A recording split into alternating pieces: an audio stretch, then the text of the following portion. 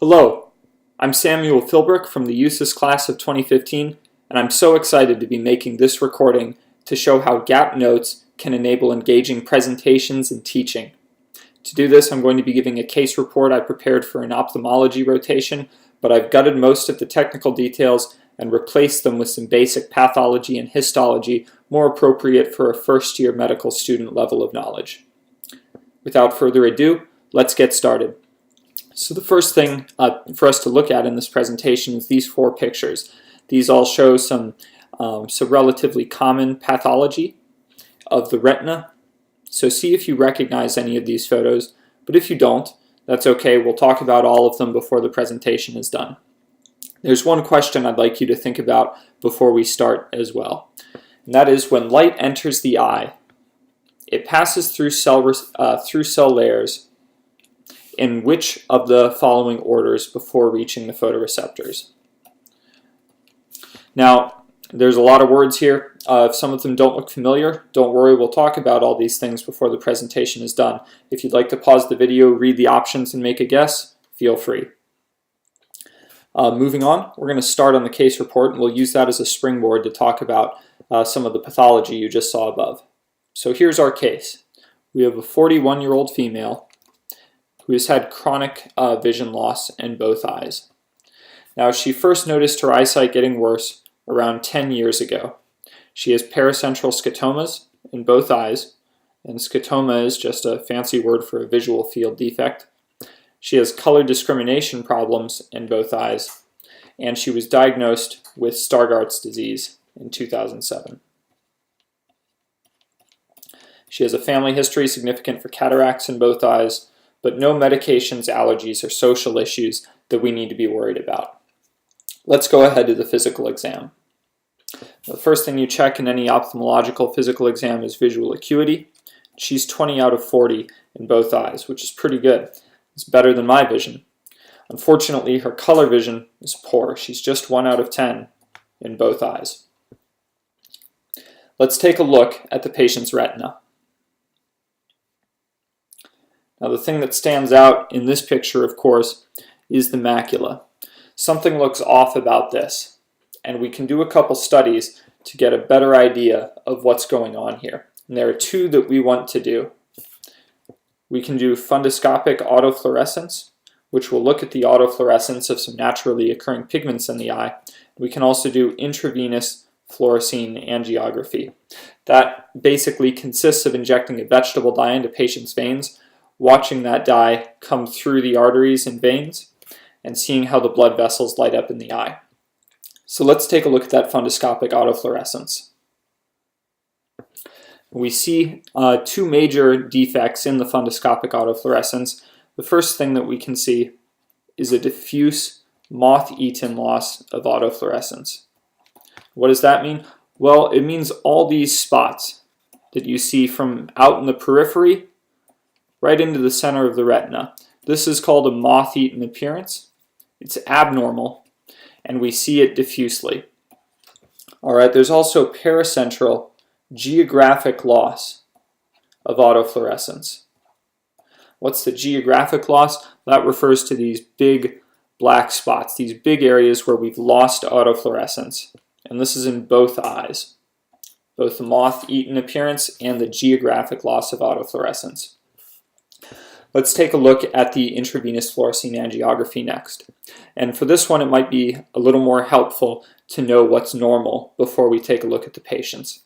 So this is a picture of a normal intravenous fluorescein, a picture taken from the middle of a normal intravenous fluorescein angiogram. You can see the dye is coming through the arteries and it's just starting to fill up the veins. I want you to look at the macula and note that the macula remains dark.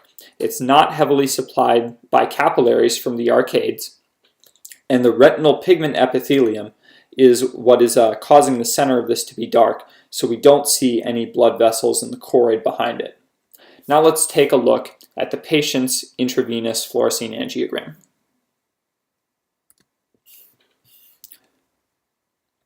Now look at this. The arteries haven't filled up yet, but we're already seeing something light up right in the middle of the macula. Here comes the dye, filling the arteries and the veins.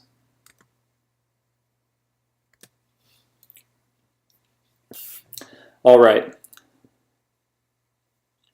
So here's a picture taken from that fluorescein angiogram. And the biggest thing that sticks out about this is these bright lines lighting up in the middle of the macula. These are blood vessels in the choroid, and we're seeing the fluorescein dye fluoresce through these blood vessels. This is called a window defect. And what we basically have is a window through the retinal pigment epithelium where we can see choroid vasculature. All right, so let's think about these patients. Let's talk about this patient's problem list. She has a vision loss. She has vision loss in both eyes, degrading color vision in both eyes, a window defect. And for her to have a window defect, she must have atrophic retinal pigment epithelium. All right, so on this patient's differential diagnosis, Stargardt disease is what she was diagnosed with previously.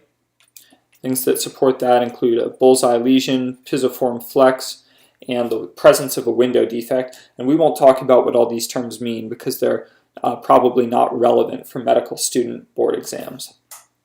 Cone rod dystrophy is not a bad thing to consider either, considering the age of onset, considering the quality of the patient's vision, and her degrading color vision. All right. Now, normally I would go into an assessment and plan for this patient, but that material is not going to be particularly relevant, again, for medical student board exams. So we've just finished talking about Stargardt disease, or laying out what this looks like in a patient. And Stargardt disease is a disease that leads to early degeneration of the macula. One related disease that does show up on STEP exams is age-related macular degeneration. So we're going to talk about that a little bit. There are three key terms that I think are really important to remember for age-related macular degeneration. First characteristic key term is drusen. Second, we see retinal pigment epithelium degeneration. And third, the real bad actor in AMD is choroid neovascularization. All right, so what are drusen? Drusen are hyaloid nodules, or colloid, and they form between the retinal pigment epithelium and Bruch's membrane. Or I'm sorry, they form between the retinal pigment epithelium and the choroid in a space known as Bruch's membrane. All right, so drusen are hyaloid nodules. They look like diffuse yellow spots on the red background of the patient's eye. They can be central, they can be peripheral. And these are different than the cotton wool spots in diabetes. Those are infarcts on the nerve fiber layer. Drusen are hyaloid deposits in between the retinal pigment epithelium and choroid. Now with the degeneration that occurs in the RPE, vascular endothelial growth factor can be released. And when this is released, it stimulates the formation of new blood vessels, which can come from the choroid into the retina. So we call this choroid neovascularization. And the problem with this is that these blood vessels tend to be leaky. So it's not uncommon not just to see neovascularization, but also to see little spots of hemorrhage in the eyes of people with macular degeneration. This can eventually lead to diffuse scarring. You don't want to bleed into your retina, and when you do, once the body sort of tries to repair that damage, the area where there was bleeding can become fibrotic and scarred, and that's how patients can truly lose their vision. Now, the Amsler grid is often used to identify change in disease in patients with macular degeneration or to assist in diagnosis. We can see here these right angles and squares that make up the grid, and patients are asked to draw what they see as the lines looking at a grid. So a patient with macular degeneration may see curved lines instead of straight lines on this grid. They may also simply have a visual field defect where things are blurry and they can't see well at all in a given area. Now, if we look at some photographs from retinas of patients with macular degeneration, we'll see just what we drew up here. This is an example of drusen, in dry macular degeneration. This is an example of hemorrhage in wet macular degeneration. We can see all that blood there. This is a very prominent example. Usually the hemorrhages are not quite as obvious as this. And here we see diffuse scarring in a patient with late-stage age-related macular degeneration. All right. Now, we talked a little bit about the choroid and the RPE, different layers in the retina. And if you're not exactly clear on what those are, you're in luck, because we're about to do a quick recap of the histology of the eye. So what are the layers that light passes through as it goes into the eye? The first thing it hits is the nerve fiber layer. These are nerves that travel towards the optic disc to relay information through the optic nerve and back to the brain. But before any signals can be transmitted through the nerve fiber layer, they have to be created. So when light goes into the eye, it has to get to the photoreceptors,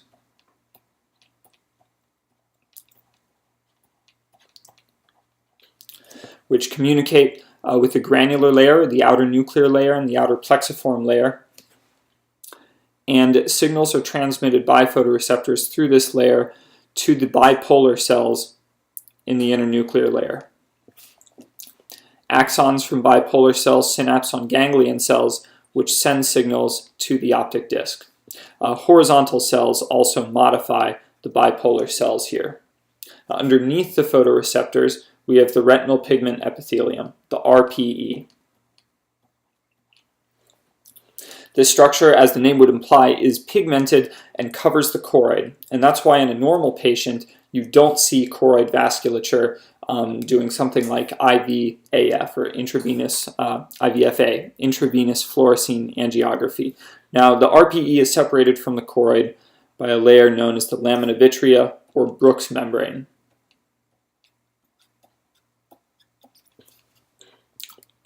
All right. Let's take one more look. This is a beautiful drawing from Gray's Anatomy at the layers of the retina drawn out. So down here is the pigmented layer. That's our RPE. So of course we've got choroid and sclera underneath. And here's our photoreceptor layer. Our photoreceptor layer has both rods and cones. This is a cone, and here are rods. These move through the granular or nuclear layer. These move through the outer nuclear layer and outer plexiform layer into the inner nuclear layer and inner plexiform layer. Bipolar cells synapse on ganglion cells, and horizontal cells exert their modifying effects on the bipolar cells. All right, so again, what's the first thing light hits after it passes through the vitreous? Nerve fibers that are traveling towards the optic nerve. Now, remember that the retina is an extension of brain tissue. That means that the retina is an immune-privileged site. And blood vessels that do not respect the blood-brain barrier spell trouble for the retina. This is why new blood vessels being formed by the choroid is such a problem. These new blood vessels are stimulated by VEGF, vascular endothelial growth factor, and we see this in macular degeneration. We also see it in proliferative diabetic retinopathy. In fact, that's what the proliferative refers to, is the proliferation of new blood vessels. And proliferative diabetic retinopathy is treated with pan-retinal photocoagulation. That's when a laser is used to photocoagulate the periphery of the retina. And what this does is it kills that tissue. And since the tissue is no longer alive and calling for help by releasing VEGF, there's less total VEGF being released, and there's less development of new blood vessels. So this procedure basically kills peripheral vision in order to save central vision by restricting the release of vascular endothelial growth factor. All right, let's do a quick recap of the questions we talked about at the beginning. And we had 4 pictures, and we've seen 3 of them already. These are drusen in dry macular degeneration. This is wet macular degeneration with hemorrhage into the retina. And finally, this is diffuse geographic scarring in late age-related macular degeneration. Now, what's this picture? Is this a disease process? Well, sort of. You can see the microhemorrhages here that are caused by unwanted neovascularization. In fact, all these little spots are microhemorrhages. So this is a case of diabetic retinopathy, and in this case the patient has been treated with panretinal photocoagulation, and all of these little dots are spot welds on the retina. Alright, let's talk about our last question. When light enters the eye, it passes through cell layers in what order before it gets to the photoreceptors? This should be a little easier now. We know that the choroid is behind the photoreceptors in the RPE, so any answer that says light passes through choroid before the photoreceptors must be wrong. Let's cross out A and D. That leaves us with B and C. What's the first thing light hits when it finishes passing through the vitreous? It's definitely the nerve fiber layer heading towards the optic disc. So C is the correct answer for this question. And since light passes through the inner layers of the eye before it gets to the outer layers, it also is correct that light passes through the inner plexiform layer before the outer nuclear layer, and it would be incorrect to say that light passes through an outer layer before passing through an inner layer. Alright, in conclusion, ophthalmology is an incredible field. I really think that the eye is the most beautiful and one of the most complex structures in the human body. The surgeries are amazing, and the whole field has a rich history. I encourage you to see it for yourself on rotations, and if you have any questions about this presentation, please write to me, samuel.philbrick@usis.edu. Thanks.